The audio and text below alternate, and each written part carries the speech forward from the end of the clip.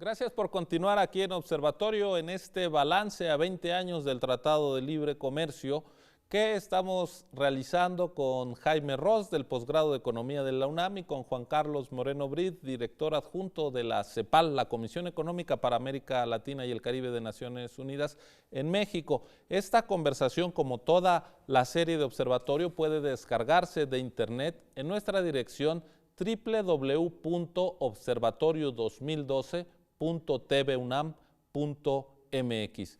Jaime, Juan Carlos, hablábamos de que el tratado no es una aparición, sino en buena medida el resultado de un proceso de cambios, la institucionalización de una ruta de reformas, el candado para evitar la marcha atrás en el cambio de modelo de desarrollo, de tal manera que habría, digamos, ciertos procesos que ya venían en curso. Por ejemplo, la crisis del campo, la insuficiencia para la creación de empleo formal.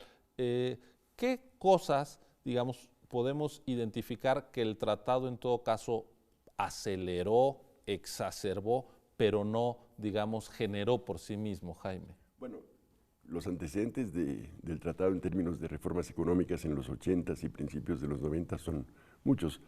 Como lo decía Juan Carlos, el diagnóstico que se hizo de la crisis de la deuda es que era una crisis del modelo de industrialización anterior, que a mi modo de ver fue equivocada. Ese es el primer pecado original, digamos, de este periodo.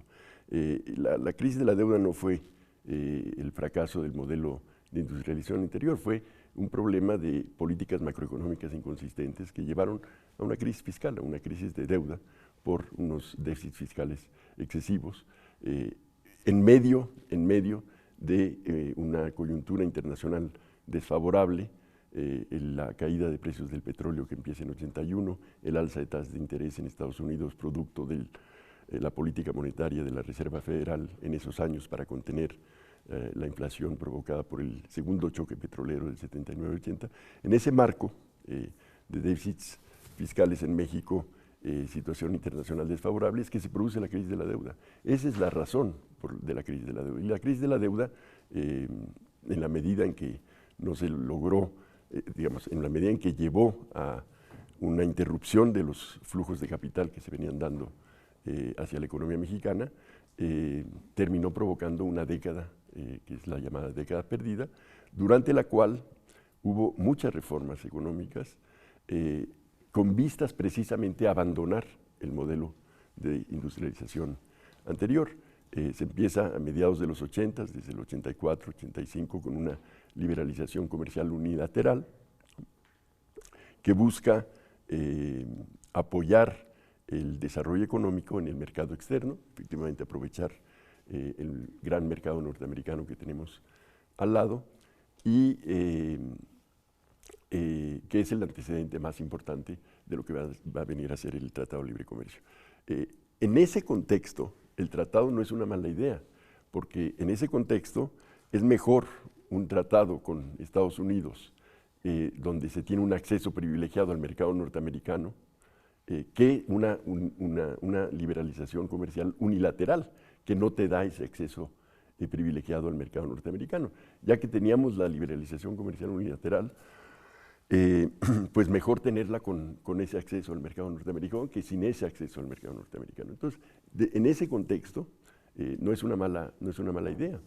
Y ese es el segundo pecado original, lo que sí fue un error es pensar que por la vía de la liberalización comercial, en conjunto de un plan de integración económica norteamericana, se iban a lograr esas maravillas que se predecían en esa época.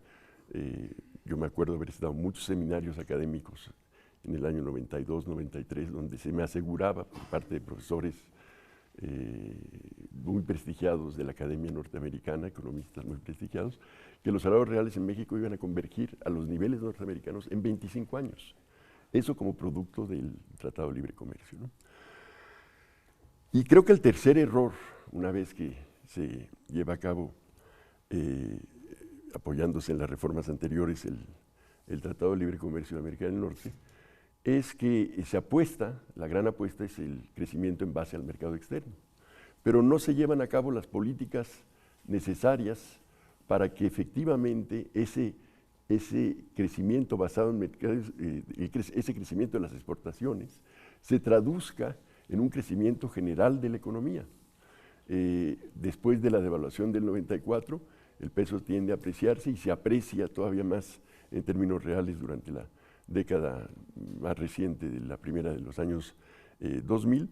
Y la lección de todo esto creo es que no se puede apostar a crecer en base al mercado externo y nada más en el mercado externo y llevar a cabo una política cambiaria que contradice y contrarresta los efectos de la liberalización comercial, ¿no? Juan Carlos Moreno Vidi, a partir de lo que nos dice Jaime Ross, hubo demasiadas expectativas en el tratado, incluso hubo decisiones de política económica, en este caso la política cambiaria, monetaria, manejada a partir de hace ya también casi 20 años por una banca central autónoma que contradecían los objetivos del propio tratado. ¿Qué podríamos identificar como problemas asociados al tratado en sí y cuáles al resto de las decisiones de manejo económico de nuestro país? La pregunta es muy buena. Creo que el tema central es que cuando se pone el tratado en términos de, como decía Jaime, crecer por las exportaciones crecieron maravillosamente, a tasas de 2 dígitos anuales. Solo China nos gana. En términos de penetración en el mercado mundial de manufacturas, solo China nos gana en ganar puntos de mercado, no el tamaño del mercado, el de japonés es mucho mayor, etcétera, la penetración de Japón. Pero lo que no se fija uno bien en este diseño de la estrategia es que si bien exportamos mucho, importamos todavía más, Ciro. O sea, nos volvimos maravillosos exportadores, pero lo que no cambió, y de hecho se deterioró mucho, es el proceso, el entramado del tejido industrial mexicano, el tejido de producción. Entonces, si bien exportamos mucho, esas exportaciones, al no estar encadenadas al resto del aparato productivo, lo que encadenan muy bien es a las importaciones. Entonces, tenemos una dualidad creciente en la economía mexicana, en que tienes unos cuantos conglomerados muy exitosos en penetrar los mercados externos, apoyándose cada vez más en insumos importados, lo que se le podría llamar la maquilización del sector exportador. Entonces, en ese sentido tienes gran éxito. No se le puede decir que el tratado fracasara en promover las exportaciones, promover en un sentido muy amplio de la palabra promover, porque la política industrial desaparece. Se piensa que meramente con abrir a los vientos de la competencia y que el Estado no intervenga, que no haga precios distorsionados, eso sería lo suficiente para crecer hacia afuera.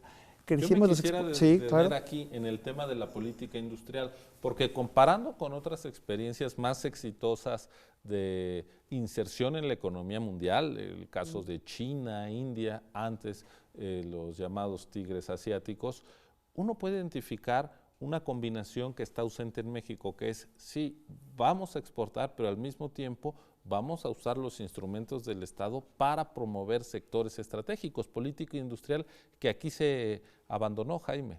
Así es, a eso me refería con el abandono del modelo mixto de industrialización, que se basaba no solo en el mercado interno, sino que transitaba hacia el mercado externo también, que es el modelo que siguieron los tigres asiáticos y que promovieron por la vía de simultáneamente fomentar las exportaciones de industrias que ya habían alcanzado ciertos niveles de competitividad y productividad, y poniéndoles además condiciones en términos de exportación para otorgarle los estímulos necesarios a las empresas y sectores. Contenido local incluso, ¿no? E incluso requisitos de contenido local, como los tuvimos en México con la industria automotriz. Que por cierto es la estrella del tratado. ¿Sí? La industria automotriz la estrella de la economía mexicana. Sí. De la economía mexicana en el tratado. Se desarrolló no por las fuerzas de mercado, sino por una política expresa de impulso, protección, reglas, desde los años 60. Así es. Sí, sí. Así es, no sé si como en el mundo, así ha sido. Las grandes industrias, la cementera, la automotriz, etcétera, no han sido por las meras fuerzas del mercado. Y abundando un poco en lo que decía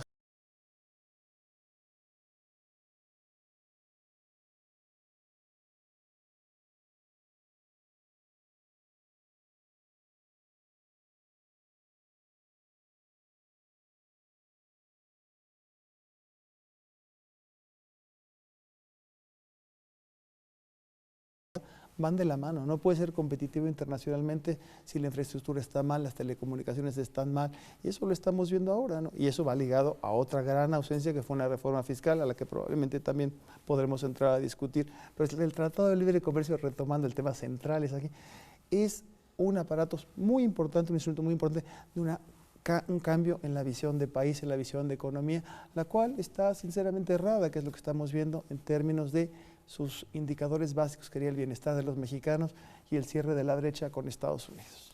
Esto es muy importante porque Adelante. China, la inversión pública en China como fracción de su producto total, de su PIB, ¿no? Y creo que solo la inversión en infraestructura, no de las empresas públicas, que hay muchas empresas públicas todavía en China, sino la inversión en infraestructura es tan grande como toda la inversión privada y pública en México. Eso es lo que es apoyar el desarrollo económico, con grandes inversiones en infraestructura, en empresas públicas donde las privadas no pueden entrar o no saben entrar, y eso es lo que ha estado faltando, ¿no?